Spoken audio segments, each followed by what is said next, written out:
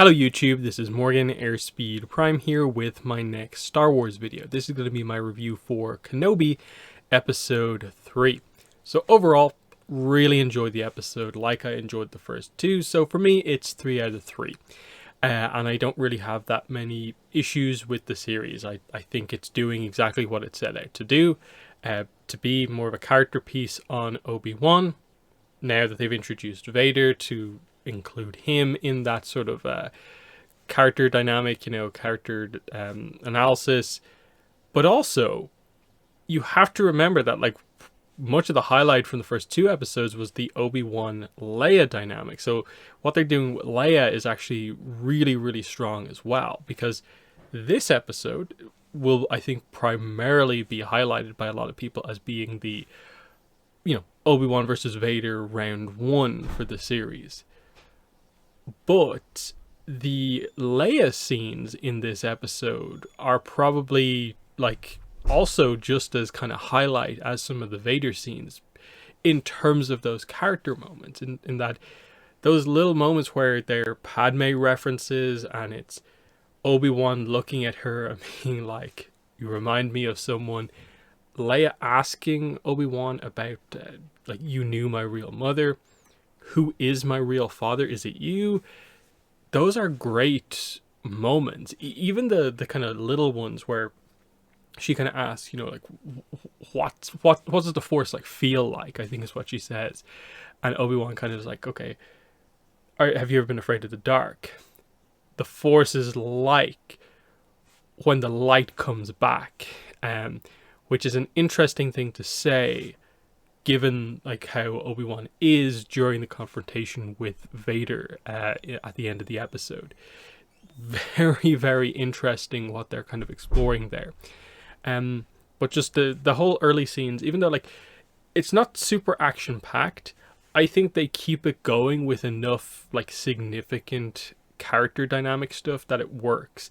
In that, right as you think they're about to run out of Leia Obi-Wan material, they introduce Tala, who, again, not a hugely significant character, but in the short amount of scenes that the character had, presented as someone quite important.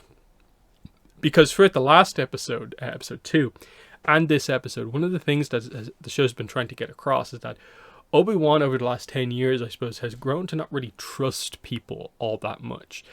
And you are seeing the contrast between Leia's kind of childish optimism and Obi-Wan and the 10 years of things have not gone right. I have to stay hidden. I can't really trust people to keep secrets and stuff like that. So him actually meeting someone who, has his best interests at heart and honestly is just trying to do the right thing, even though it's a massive risk. All of these are meant to sort of help the character get back on track.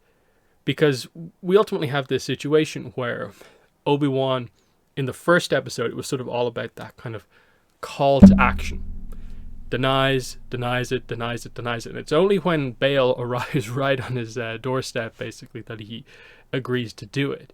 But there's always that sense that, he's not who he used to be. But the question is, how far back towards that person are we even going to get, if at all? Because there's definitely growth that needs to happen on Obi-Wan's side ahead of Obi-Wan Vader round 2. Because the way they portray this sequence is very much that this is Vader with the psychological advantage 100%. And because of that edge, he has the physical edge as well. And Obi-Wan has effectively no chance whatsoever against him. So that's very, very interesting. So getting, I suppose, into the proper introduction of Vader, there are a few scenes before the Obi-Wan scene. Mainly just a quick scene with Reva, just to get across that, okay, he is focused on Obi-Wan. He is talking to her one-on-one, highlighting potentially a little bit of a personal connection between those two. Again, Reva, the main thing with her is that I'm waiting for the significant backstory reveal to come out about why is she significant? And why is she more than just ambitious Inquisitor? That's the thing that needs to come out. And I'm hopeful that it actually will. And that will probably explain to us why she specifically seems to know about the Anakin is Vader thing enough to taunt Obi-Wan with it and be seemingly completely in on that dynamic that we as the audience know, but maybe not so many characters in universe should specifically know. Other than that, it's just the mere fact that he's there with them all for Obi-Wan speaks to it's personal this time out. But one of the things I was most looking forward to with the introduction of Vader was how are they characterizing him here in terms of a lot of the times recently in the main kind of mainline media stuff, like say Rogue One, people have really praised it for it just being this relentless Vader who can't be stopped. Whereas here, you absolutely need to go into the character of Vader because it's the first time with these two meeting since Mustafar. You have to have more than just Vader is unstoppable. And so I think they get the balance actually quite right here, because you see that he is that unstoppable Vader, but he is influenced by the emotions relating to Obi-Wan. That what have you become? What you made me. So that's a great line to just get across, that in just a very few, to the point where it tells you the whole dynamic, that without him complaining or anything like that, it's, you know, him upset about losing to Obi-Wan, that loss has left him like this. You didn't kill me that day, and now it's my mission to inflict that same level of pain and anguish upon you. And so when we get to that final sequence, he sets the stuff on fire and just tosses Obi-Wan and holds him down into the flames. It's the exact revenge that he's kind of always wanted to inflict.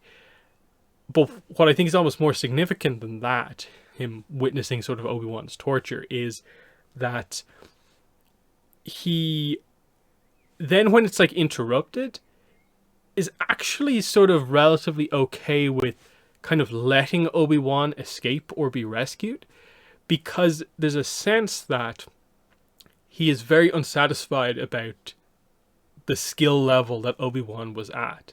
That Obi-Wan was not really up for this fight. He was not at all in the right zone to be anywhere near the level he needed to be in this fight. Because the choreography of this lightsaber fight was, I think, purposefully not that great, and purposefully a bit messy, because it was just power blows from Vader, Obi-Wan just barely fending them off, and there's some decent nuance in this, in that you could tell that Obi-Wan hasn't used his lightsaber in a while. He's maybe not fully tapped into the Force, and obviously his headspace is nowhere near where it needs to be. So his form is also not anywhere where it needs to be.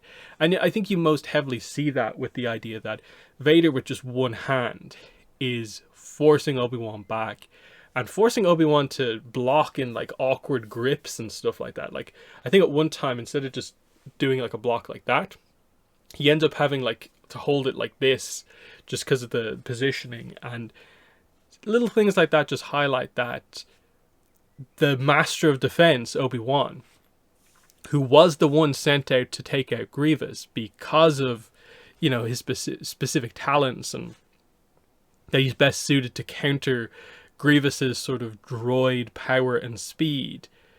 So he actually should be somewhat suited to go up against Vader, except for the personal connection that's here between them. And that's what comes across so well here. Going further back, you have the scene where Obi-Wan is basically talking to Qui-Gon, and again, no answer, but we get to like he's coming. So he's fearful of what's happened here, and I kind of like that there isn't too much dialogue between the two of them. It's just the kind of simplicity of it, but then it adds into everything from the previous episodes of like nearly every time Anakin's been brought up, it's like, this is your failure, Obi-Wan, that you have to move past it. Now directly it's sort of Vader bringing up that like, you did this to me. And a lot of it, of course, is Obi-Wan's own guilt about what happened, blaming himself for what happened. So it's going to be so interesting to see in just, say, like, I suppose basically the next 2 episodes, because I'm assuming the last episode will have to be the fight and more or less epilogue wrap up to the series.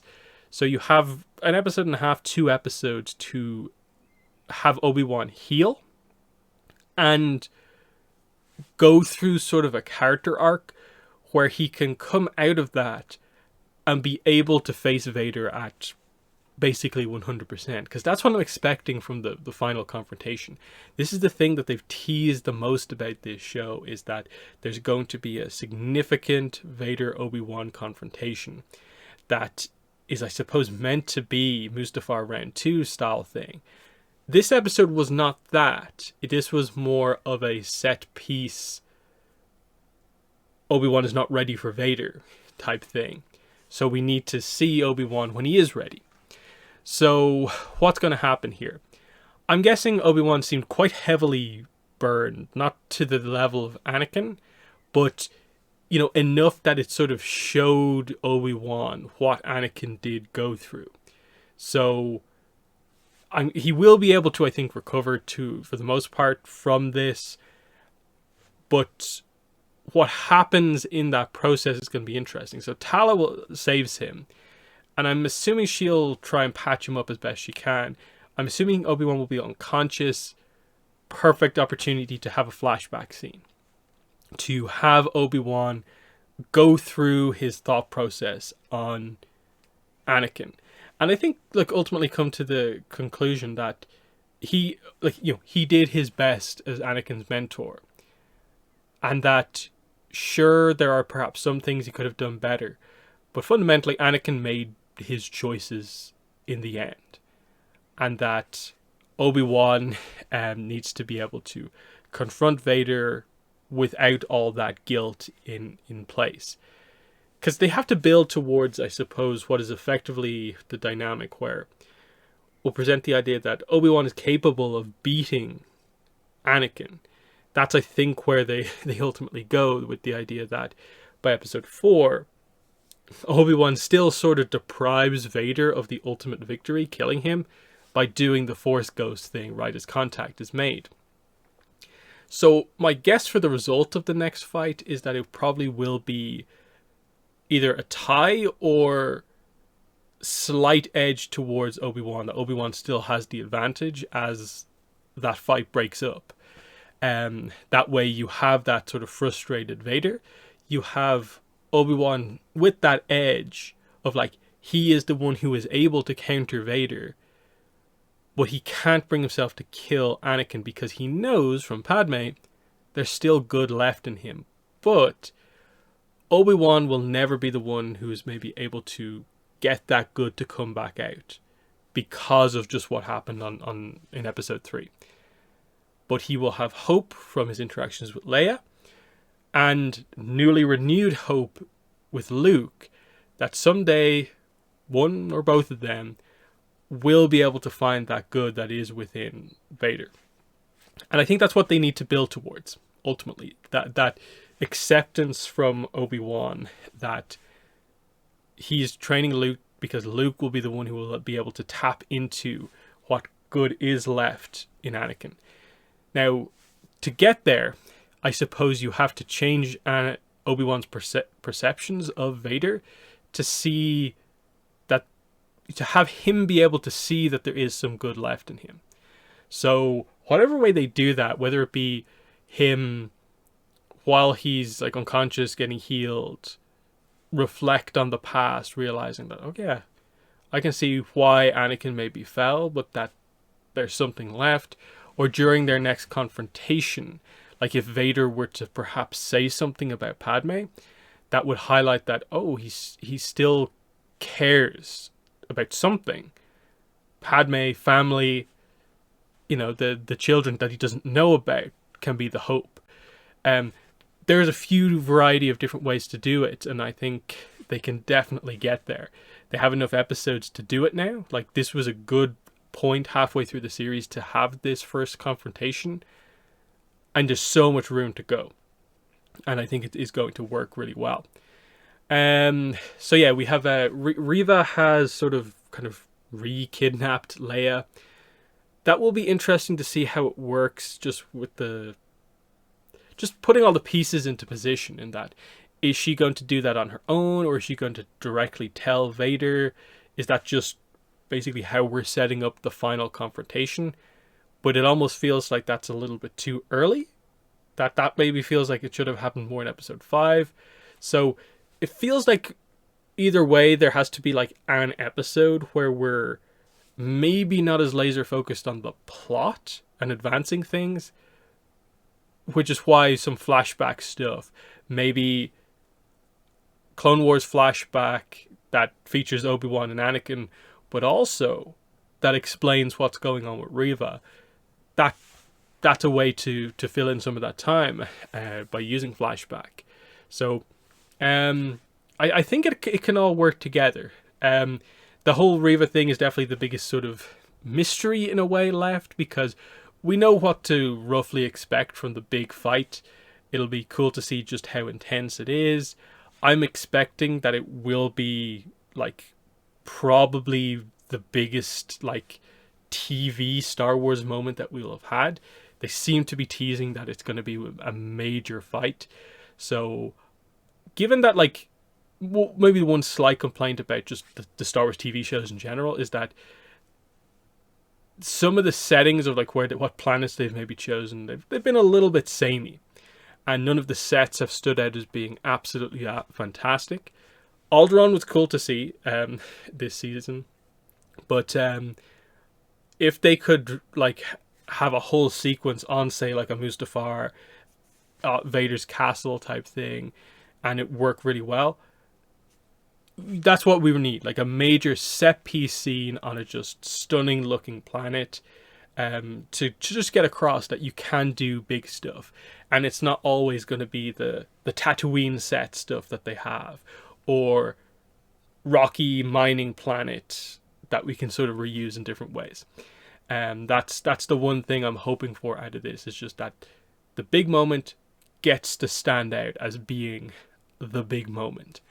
Otherwise, I think that's most of what I wanted to talk about here. As the episodes go on, I have more and more faith that it will deliver. They keep bringing up this sort of attempt to connect with Qui-Gon. I'm convinced that at this point that it will end with him having a conversation with Qui-Gon, especially given that they confirmed Liam Neeson is coming back to voice Qui-Gon for like a new animated series. I'd be shocked if they didn't get him in already to do a couple of lines speaking to Obi-Wan, given that it's Star Wars TV is effectively the equivalent of Star Wars movies these days. This is as big as it's going to get, and this has to be a huge Qui-Gon moment. It's a big Obi-Wan moment. Finally seeing that connection happen and explaining the Obi-Wan Force Ghost thing stemming across the prequels into the originals. Last big thing that needs to happen. So I'm definitely excited for that. But yeah, other than that, that has been my review for the episode. In the comments, let me know what your thoughts were on the episode. But that's been the video. Thanks for watching, and bye.